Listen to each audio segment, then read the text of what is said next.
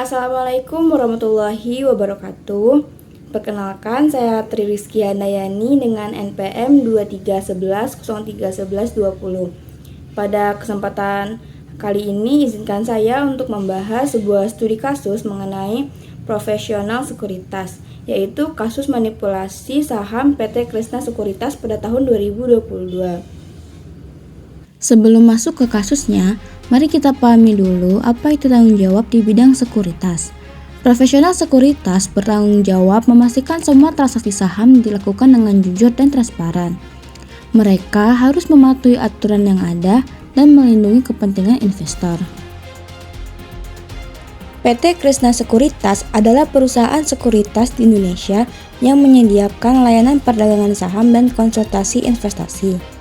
Pada tahun 2022, PT Kresna Sekuritas, sebuah perusahaan sekuritas yang cukup dikenal di Indonesia, terlibat dalam skandal manipulasi saham. Investigasi oleh Otoritas Jasa Keuangan atau OJK menemukan bahwa perusahaan tersebut diduga melakukan berbagai pelanggaran dalam transaksi saham yang mengarah pada manipulasi pasar. Kisah gagal bayar PT Kresna Sekuritas dan Kresna Life dimulai pada awal tahun 2020. Saat itu, perusahaan menghadapi masalah likuiditas yang signifikan. Pada bulan Februari 2020, Kresna Life menunda pembayaran polis yang jatuh tempo, yang kemudian diperpanjang hingga Februari 2021. Pada 14 Mei 2020, Kresna Life mengumumkan secara resmi gagal bayar melalui surat edaran kepada para pemegang polis.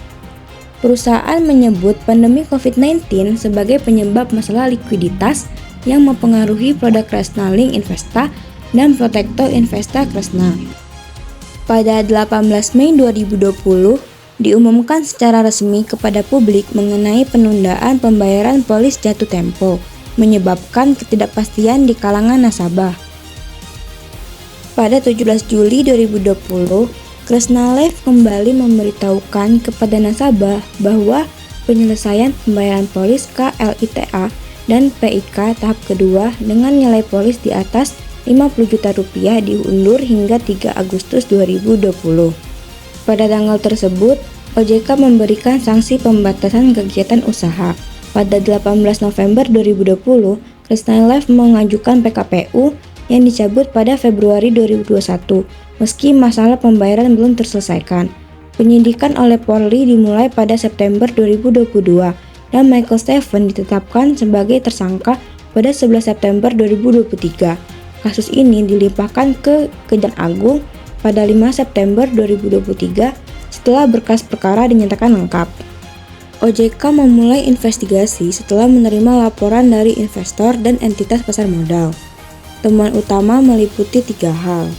Yang pertama yaitu manipulasi harga saham. Transaksi fiktif dilakukan untuk mengubah harga saham tanpa adanya perubahan kepemilikan yang nyata. Yang kedua, insider trading. Karyawan menggunakan informasi yang belum dipublikasikan untuk keuntungan pribadi. Dan yang ketiga, wash trading. Pembelian dan penjualan saham secara simultan dilakukan untuk menciptakan aktivitas perdagangan yang menyesatkan. Profesional sekuritas, seperti yang bekerja di PT Kresna Sekuritas, memiliki tanggung jawab untuk yang pertama, kepatuhan terhadap regulasi, yaitu mematuhi aturan yang ditetapkan oleh OJK dan Bursa Efek. Yang kedua, etika profesional, yaitu bertindak dengan integritas, transparansi, dan menjaga kepercayaan investor. Dan yang ketiga, perlindungan investor, yaitu melindungi kepentingan investor dan memastikan pasar yang adil dan transparan. OJK memberikan sanksi yang signifikan kepada PT Kresna Sekuritas, termasuk denda finansial, pembekuan izin operasional, dan tindakan hukum terhadap individu.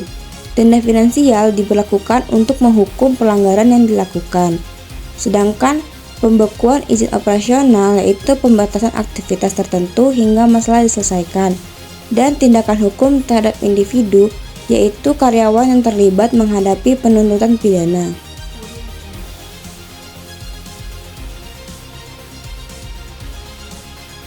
Kasus manipulasi saham PT Kresna Sekuritas menjadi pengingat pentingnya integritas dalam menjaga kepercayaan publik dan stabilitas pasar modal.